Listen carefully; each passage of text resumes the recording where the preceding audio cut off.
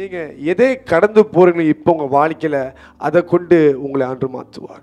The situations that you are in right now, God is using it to transform you. Hallelujah. நம்ம எல்லாமே இவனை பைபிளில் எப்படி பார்க்குறோம்? The most greatest king, the greatest king in the history. சரித்திரத்தில் இவனை போல ஒரு ராஜா எங்கேயுமே எழும்பினது கிடையாதுன்னு சொல்லி எழுதப்பட்டிருக்குது. அப்போ இவன் வாழ்க்கையில் கர்த்தர் 30 வயசில் ஒரு ராஜாவை ஆக்கிறதுக்கு முன்பாக என்ன மாதிரியான பாதையில் ஆண்டவனை கொண்டு போயிருப்பார் எழுதப்பட்டிருக்கு. என் இருதயத்துக்கு ஏற்ற மனுஷன். Something you need to understand. தாவீது தேவனுடைய இருதயத்துக்கு ஏற்ற மனுஷனா இருக்க வைத்தது யார் தெரியுமா? ஆண்டவர் தான். God made him to be constantly a man after God's own heart. நீங்க இன்னைக்கு தேவனுடைய இருதயத்துக்கு ஏற்ற மனுஷா இருப்பீங்க, நாளைக்கு உங்க சொந்த விருப்பத்தை செய்வீங்க. ஆனா இவன் வாழ்க்கையில ஒவ்வொரு நாளும் தேவனுடைய இருதயத்துக்கு ஏற்ற மனுஷனாக இருந்திருக்கிறான். God made this to happen. எப்படி நடந்துச்சு? அவன் கடந்து போன அந்த பாதை. ஆண்டவர் இவனை உயர்த்துறதுக்கு முன்பாக இவனை பயங்கரமான பாடுகளை கடந்து போக அனுமதி கொடுத்தார்.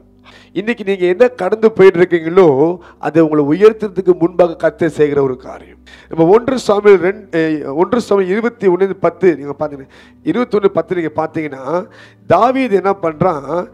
காத்தின் ராஜா ஒரு இடத்துல போயிட்டு சவுலை விட்டு பயந்து போய் ஓடிறான். போயிட்டு அங்க போனது அப்புறம் பாத்தீங்கன்னா இவன் வந்து ஒரு புறஜாதியான ஒரு ராஜா.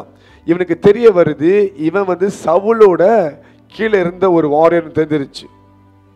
அப்போ அவனை கேட்குறாங்க, நீ இவனை சவுல் கீழே தானே இவனை இருந்த, ஏன் இங்கே வந்திருக்க, நீ உலக பக்கம் வந்திருக்கிறியா, ஸ்பாய் பண்ண வந்திருக்கேன்னு கேட்கும் பொழுது அவன் என்ன பண்ணுறான்னு தெரியுமா? உடனே அங்கே அவனை கொன்றுவாங்கன்னு பயந்துக்கிட்டு பைத்தியக்காரமாக நடிக்கிறான். சொந்தமாக போயிட்டு கேட்டெல்லாம் போய் சுரண்டிக்கிட்டு எறும்புக்கிட்ட சுரண்டிக்கிட்டு அப்படி எச்சிலாக ஊற்ற ஆரம்பிக்குது, சளிலாம் ஊற்ற ஆரம்பிக்குது. அப்படி பைத்தியக்கார மாதிரி செய்கிறான். யார்? சாதாரண மனுஷன். அவன் யார்? தாவீது. கோலியாத்து சாட்ச ஒரு தாவீது. ஆனால் அந்த நேரத்தில் அவனை கொன்றுவாங்கன்னு சொல்லிட்டு அவன் அந்த இடத்துல வேஷம் போடுகிறான். இப்போ நான் கேட்குறேன், தேவனால் நியமிக்கப்பட்டுவேன், அழைக்கப்பட்டுவேன், அடுத்த ராஜாவாக ஆக போகிறான், ராஜா அபிஷேகத்தையும் பெற்றுக்கொண்டுட்டான். ஆமாவா? இவனுக்கு இந்த நிலைமை தேவையா? இப்படியா ஒரு பைத்தியக்காரன் என்ற பட்டம் அசிங்கத்துக்கு தேவையா? இல்லை தானே? ஆமாவா இல்லையா? ஆனால் கர்த்தர் அந்த பாதையை அவனை கடக்க வச்சார். அவன் நினைச்சிருந்தா அவனோட திறமையும் பலத்தையும் வச்சு கோலியாத்தை சாட்ச மனுஷனுக்கு அங்கே ஒன்றும் பண்ண முடியும். ஆனால் இப்போதைக்கு நம்மளுக்கு பகை வேண்டாம், பொறுமையாக இருந்து செய்வோம், பொறுமையாக இருந்து காரியங்களை பண்ணுவோம். நிதானத்தை கொடுக்கிறார், டெக்டிக்ஸை கற்றுக் கொடுக்கிறார். You see how God trained his fingers.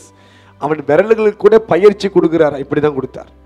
எங்கே எப்படி பிஹேவ் பண்ணணும், தேவைப்பட்டா அவன் கேவலமாக கூட பிஹேவ் பண்ணுறான். ஏன் தெரியுமா? அவனோட பாதையில் அவன் கடந்து போய் ஆகணும். He is very smart to handle that. Why? God allowed him. அப்போ எல்லாம் நம்ப நாங்கள் போயிட்டாங்கன்ட்டு. அதே நீங்கள் 1 சாமுவேல் 22:1 பார்க்குறோம். அந்த இடத்தை விட்டு அடுலாம் என்று ஒரு குகைக்குள்ளே போய் ஒளிஞ்சுக்கிறான். ஹல்லேலூயா.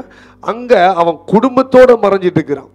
பிறகு மோகாப் ராஜா இடத்துல உதவிக்கு சொல்லி அவன் தாய் தகப்பனை அனுப்பி விடுகிறான். ஏன்னா சவுல் மொத்த குடும்பத்தை அழிக்கிறதுக்கு அழைக்கிறான். பாருங்க, ஒரு டைம்ல பைத்தியக்காரனா இருக்கிறான், ஒரு டைம்ல போய் மறைஞ்சு ஒளிஞ்சிட்டு இருக்கிறான், இன்னொரு டைம்ல நீங்க பாத்தீங்கன்னா குடும்பத்தை காப்பாற்றுறதுக்கு முயற்சி எடுக்கிறான். அவன் பாதையை பாருங்க. இந்த சிங்காசனத்தை கர்த்தர் அவனுக்கு நியமிச்சிட்டார். அது அவனுடைய இடம். ஆனா அந்த பாதை ஈஸியா வரல. நீங்க நினைக்கிறீங்க அப்படியே மேல வானத்தை வாய பொழுது ஆன்னு பார்த்தா விழுந்துரும். இல்ல, blessing அப்படி வர போறது கிடையாது. You have to endure the hardship in your life. உங்க வாழ்க்கையில கஷ்டத்தை கடக்காம, பாடுகளை கடக்காம ஆசீர்வாதங்களை பெற்றுக்கொள்ள முடியாது.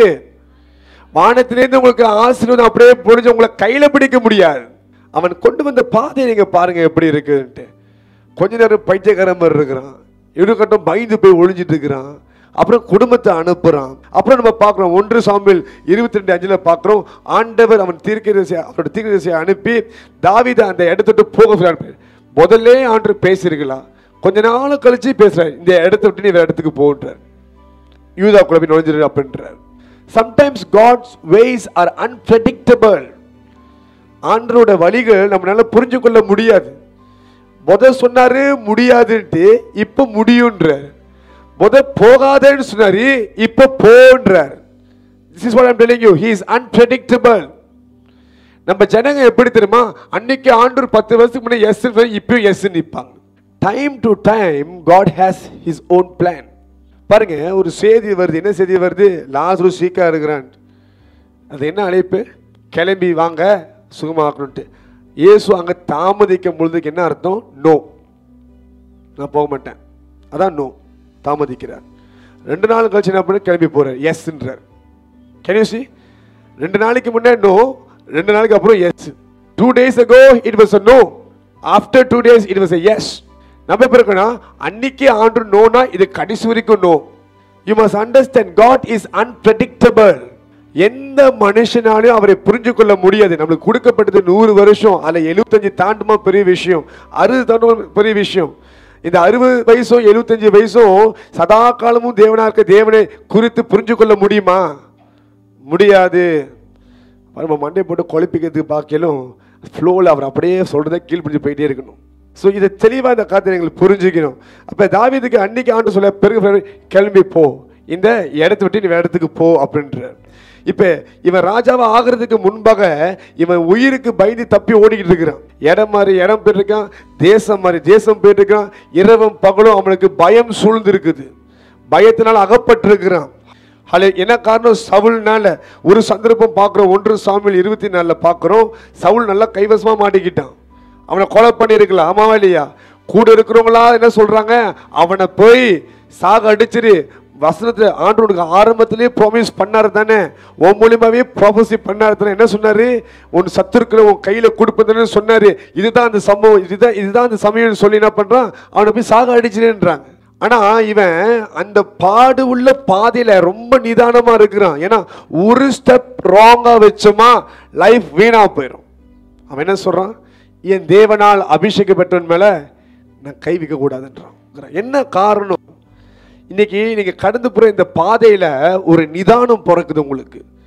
ஐயோ, இது ஆண்டு சித்தமா, எவ்வளவு தூரம் கடந்துட்டு பாதி தூரம் வந்துட்டோம், எவ்வளோ பிரச்சனை நம்ம தாண்டி வந்துட்டோம், இது ஒருவேளை ஆண்டு சித்தமா இருக்குமோ இல்லாம இருக்குமோ, இது தப்பா இருக்குமோ சரியா இருக்குமோ, பயந்து நம்ம காலை. ஏன் தெரியுமா? வந்த பாதை அப்படி. No one would want to waste their journey.